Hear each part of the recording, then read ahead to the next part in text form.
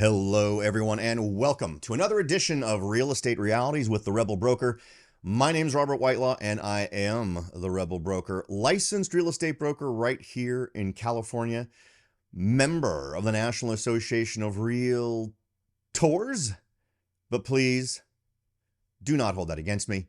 Coming at you once again with information I hope is useful for you. Now, if you'd like to get in touch with me, the best way to do that is going to be through my website at www.soldbyrobert.com. From there, you can take advantage of any of the tools that I offer for sellers to find out what the current value of your home is. You can request a more in-depth comparable market analysis, which is going to be much more exact and much more reliable than an online estimate of your home's value. Or if you're a buyer interested in starting the journey to getting that home that you're dreaming of, feel free to use my search tool that's also at soldbyrobert.com. It's right there on the front page, ready for you to take advantage of those tools today. Now, what I wanted to talk to you about today is as we round out the end of 2022 and start to begin to think about what we might be up to in 2023, I wanted to talk to folks about what you are strategizing for 2023 for relating to your home. Now, if you're interested in selling your home, I'm going to suggest that you need to start thinking about that now. I mean, as we're closing out the month of December in 2022, it might have even been good to start this conversation a couple of weeks ago, because for many folks, the process of getting your home ready to sell is going to take a lot longer than some folks estimate. Now, there are plenty of clients I've worked with in the past whose homes are always show ready. They are ready to show their home at the drop of a hat, even if it's not on the market.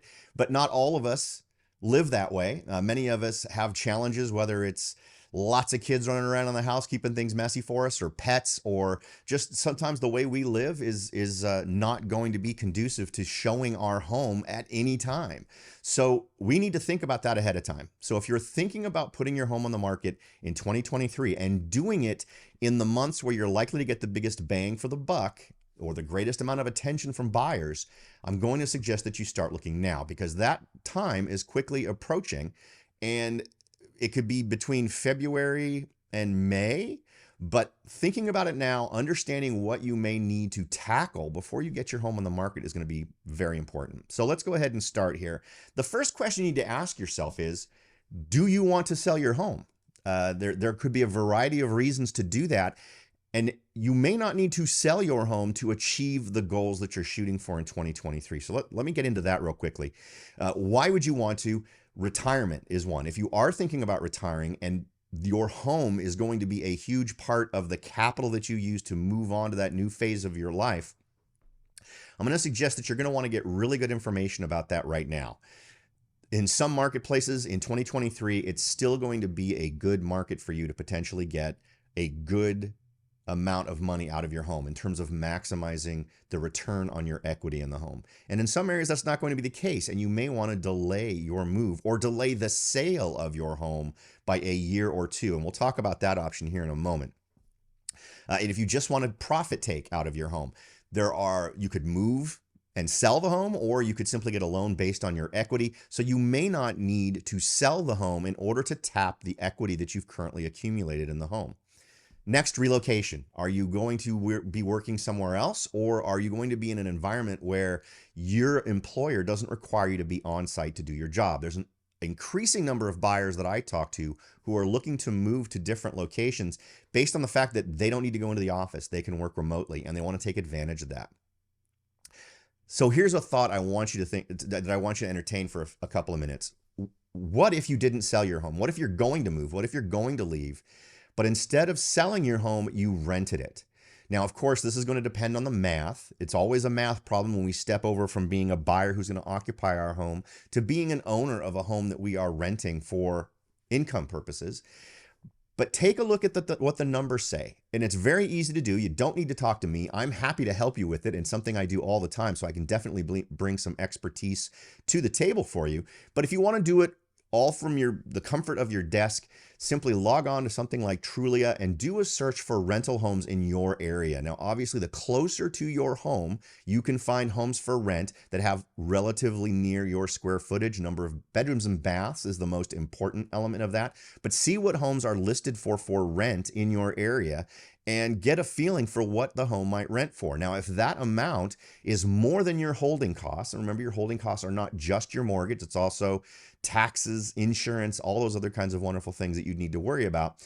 If that is positive for you, if you have money above and beyond that amount, it might be worth it to you to go ahead and rent that home and move forward with your relocation rather than selling your home now.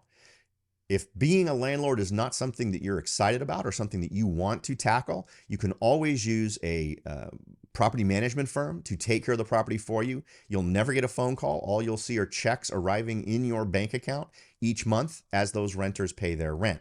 Now, it's also important to note that they will charge you a fee. Typically, it's 10% for a residential property to have a property management firm taking care of it for you. So when you do your math, calculate in that 10% of the rent that you would have to pay to a property manager. Now, for many of you who've owned your homes more than a few years, this is likely to be a surprising math problem for you because you're likely to come out making a lot more money per month than you thought you would. So this would be one way to start your empire as a real estate investor, but it would also be a way to move forward with your time, with your goals at a time when home values are either slowing down or in some areas actually declining when compared to the same time last year.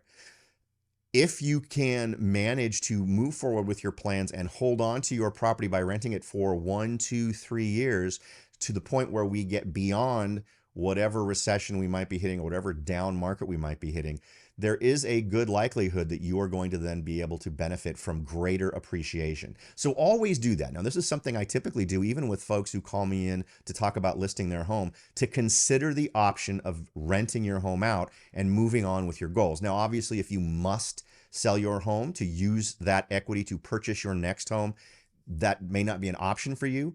But depending on how much you're going to be making per month, it may become possible for you to purchase that next home at a time when it's most beneficial to you. Because remember, one reason why we might want to do this is because property values are likely to take a bit of a dip over the next year. So you could hold on to your property during that time when the dip occurs, but then benefit from lower prices in other locations during the same time period. So something to think about before you even jump into it. But let's say you've decided you want to sell your home.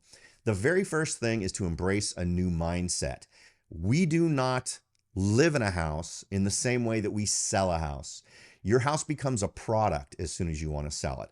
So you need to divorce all of your personal investments in the property from the reality of what a buyer is going to see when they look at the property. And typically what I like to do is to start on the outside. If your home has bushes and overgrown areas, those are things you're going to want to take care of.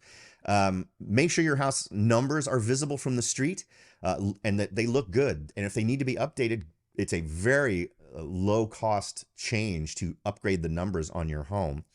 Power wash the exterior of your home, including the facade, driveway, sidewalk, and front porch.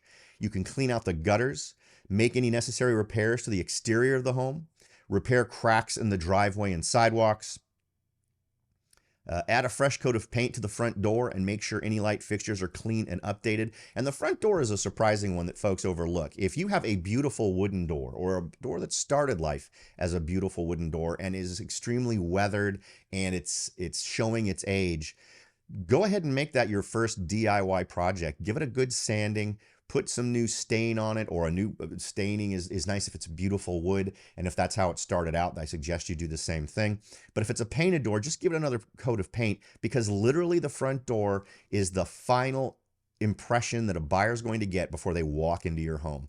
And having anything at that entryway that detracts from the overall attractiveness of your home really isn't going to help you. And there's no reason for it to exist because it's such an easy thing to fix. Put out a simple, pretty welcome mat, just a basic welcome mat. Clean up the yard, fertilize the grass, add any colorful plants to the landscaping that you can, and trim back trees and shrubs to make sure buyers can see the house and that plenty of natural light is coming in through your windows. Now, make any outdoor living spaces appealing with comfortable furniture.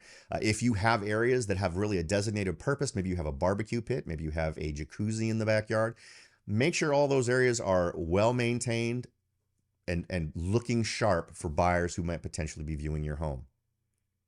And feel free to use different landscaping mulches. in different areas under bushes or around walkways that gives your exterior treatment of your home a polished look that is very easy to obtain very inexpensively. Now, once we've taken care of the outside and we've got that curb appeal, that's the very first hurdle, right?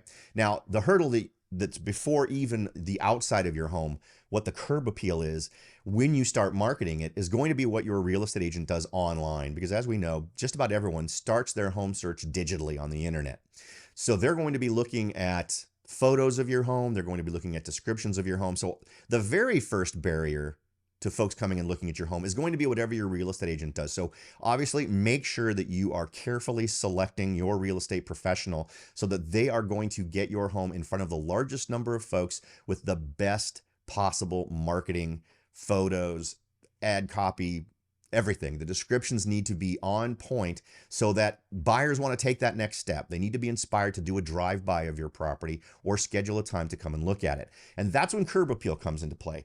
And absolutely, you are 100% in control of how that curb appeal is going to influence buyers as they drive by your home. And the flip side of that is when there is a sign in your front yard and buyers are driving areas that they are most interested in, and they see that sign and know that property is either coming soon or is currently on the market, that curb appeal is going to be what makes them pick up the phone and dial the number to make an appointment to come and see your property. Okay, we've covered the mindset. We've covered external issues relating to your property. Next, we want to talk a little bit about preparation. Now you want to, and this is just overall, evaluate each room from a buyer's perspective. You need to think about a more neutral, more accessible, more approachable look to your home that is going to be able to make anyone imagine themselves living in your home. Now you can work with us, obviously at White Lawn Sons Real Estate, to identify areas that might need attention, make any necessary interior repairs.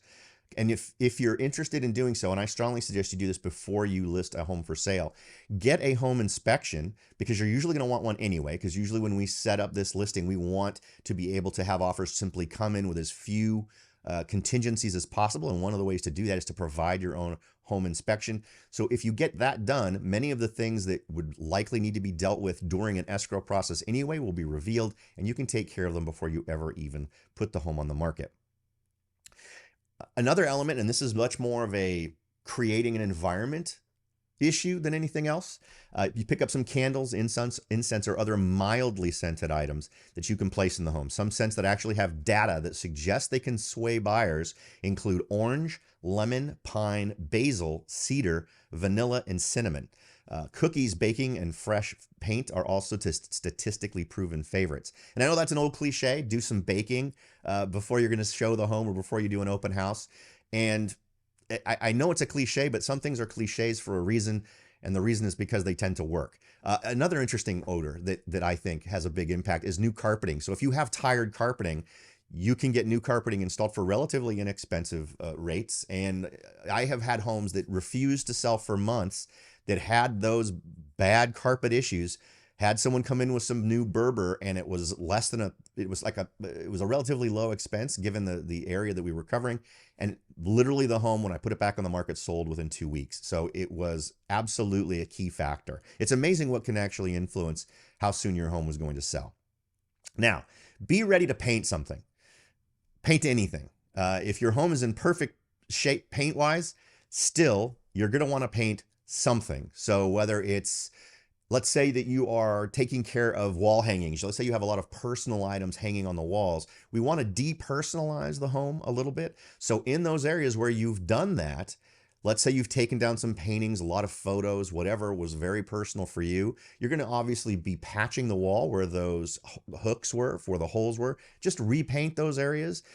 The reason is because the fresh paint of the fresh smell of paint has an extremely positive effect on buyers. It has a newness smell to it that just psychologically, whether buyers realize it or not, just gets them in a mindset that's good for you as a seller. Next, as I mentioned before, you want to depersonalize, but you also want to declutter.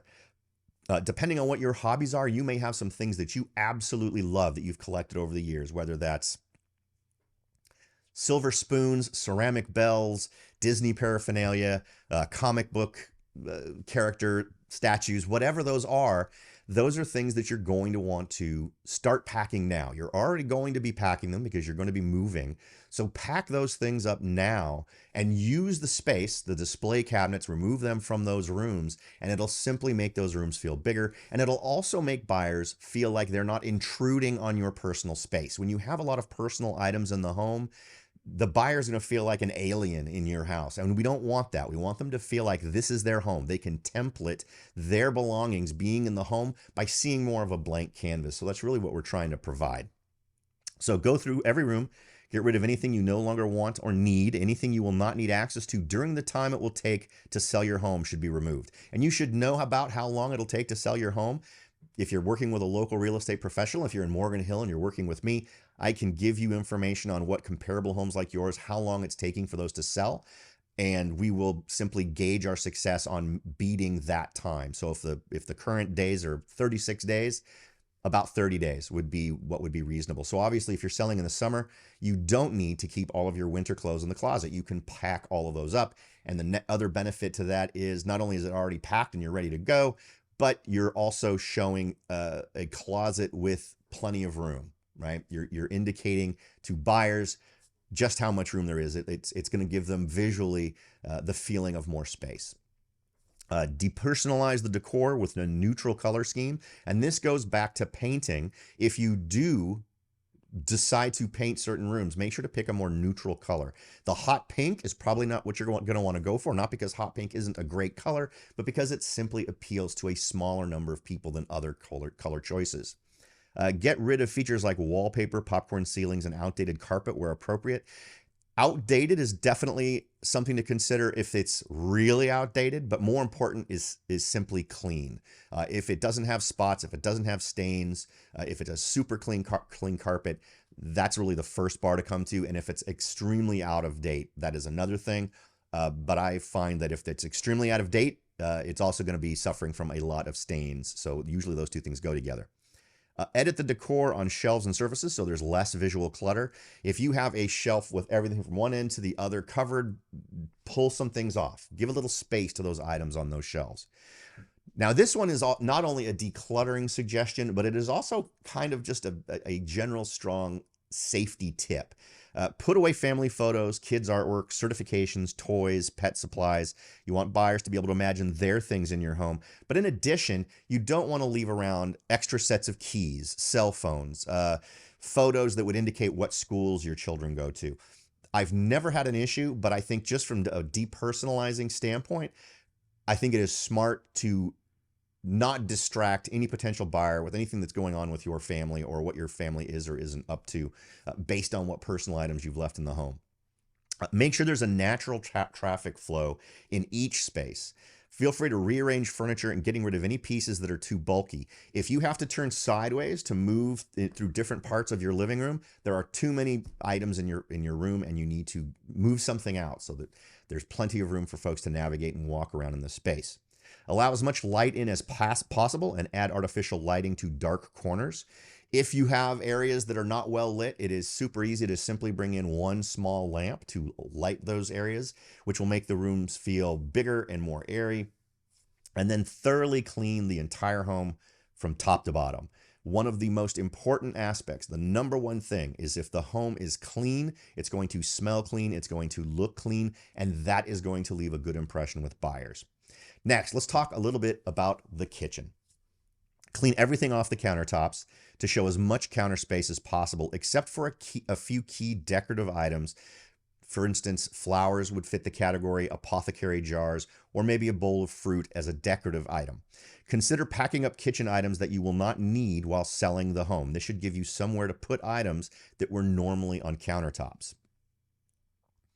Next, put away all small appliances. Again, through the packing process and putting away things that you're not going to need, you're going to be able to find cabinet space for things that are normally sitting on your counter if you use them all the time. If the cabinets are outdated, it's potentially an option to update them. There's a variety of ways to do that, ranging from a very big job of perhaps refacing or replacing all the way to repainting, if that's a possibility. Another way to go, if all they really need is a good cleaning, Just replacing the hardware on those cabinets can make a world of difference in terms of how they're seen. Declutter the cabinets and organize the items so buyers will see that they offer plenty of storage space. Declutter and organize a pantry if you have one. Clean the entire kitchen, including the interiors of the cabinets and appliances. Evaluate the appliances and consider updating them before listing the home if they are in low condition or subpar condition. Clean the trash cans and move them out of sight if possible. Next, the living room. Evaluate the traffic patterns. Make sure there is natural flow through the space. And as we talked about a minute ago, make sure you don't have to turn sideways. You should be able to walk right through any space so that buyers come away with the perception that there's plenty of room offered in these areas. Get rid of bulky or unnecessary furniture. Modify the shelves and surfaces so there's a minimal decor left and more open space. Put away movies, video games, or magazines. Gather small items like television remotes in a box so that they're all in a centralized location. Cover outdated furniture or bold patterns with neutral slipcovers. Accent the sofa and chairs with pillows. If you have one, clean out the fireplace and stage it, such as with a stack of wood or tools. So completely empty of any ashes, but ready for that next fire.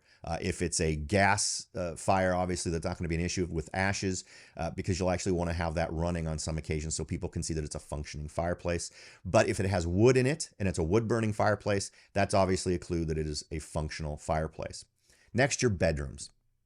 Depersonalize here as well with the decor, making it as neutral, gender neutral as possible, including kids' rooms. Declutter all surfaces, end tables, dressers, and leave only a few key pieces of decor on them, such as lamps and flowers. If possible, surfaces with nothing on them should be the goal. Put away jewelry and other valuables in a safe place. Do not leave out keys or cell phones anywhere in your home. Declutter and organize your closet. Again, anything you will not wear while trying to sell the home should get packed away. Extra visible space in a closet gives it a bigger feel. Bathrooms. Do a deep clean, polish everything right into the grout, get in there and get into every nook and cranny. A spotless bathroom makes good impressions. Make necessary repairs if you need to recaulk the tub or the sink. It's an easy job to do, something you can do over a weekend. Strongly suggest you accomplish that.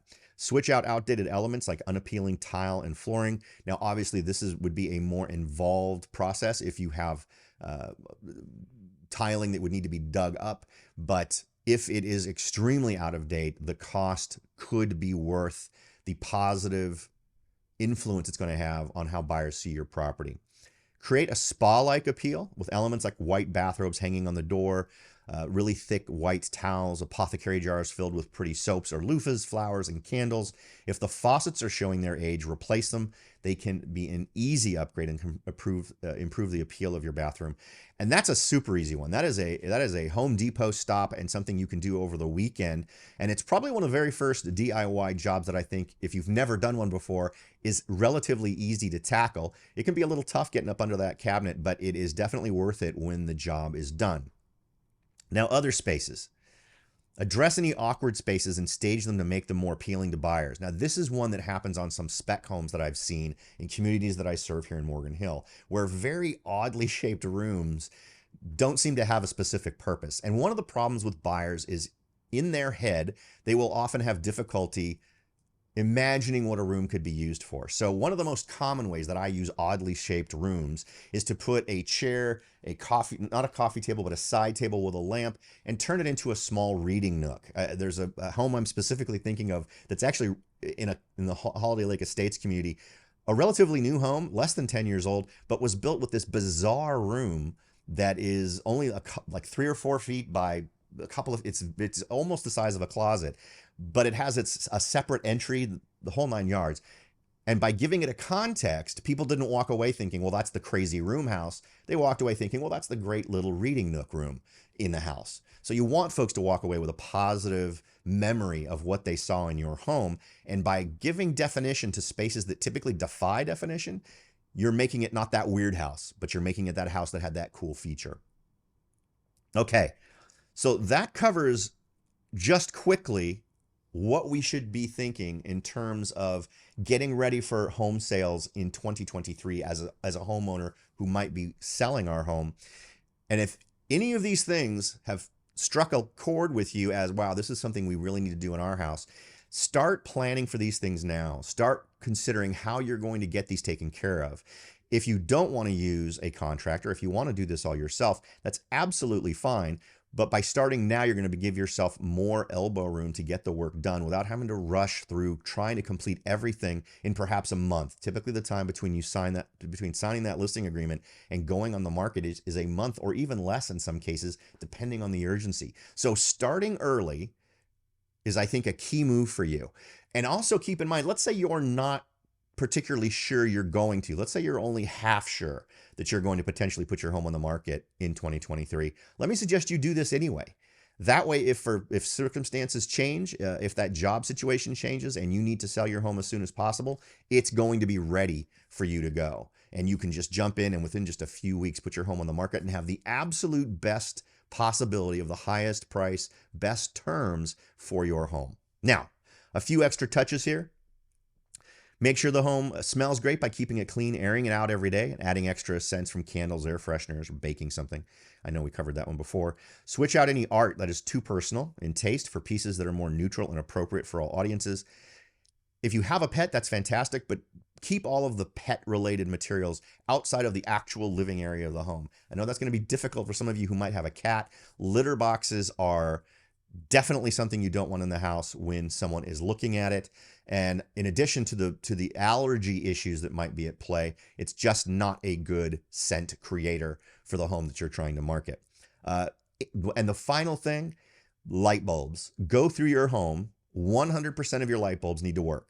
If there's one in a chandelier of 6 that's not working, replace that bulb. If you have a 3-bulb light in your master bathroom and one of them is burned out, replace that bulb. Every bulb should be working in your home. Now, if you would like a home staging guide that covers all of these points, I'm happy to provide it for you. You can find it. You can contact me at my website at soldbyrobert.com, and I'll be happy to provide you with the home staging checklist that will run all of this down for you so that you can have your home ready to go for 2023. Now, I hope that that's been helpful for you all. The goal is always to leave more knowledge on the table than I take up in your time. Hope we've achieved that. Thanks again for listening, and I'll talk to y'all next time.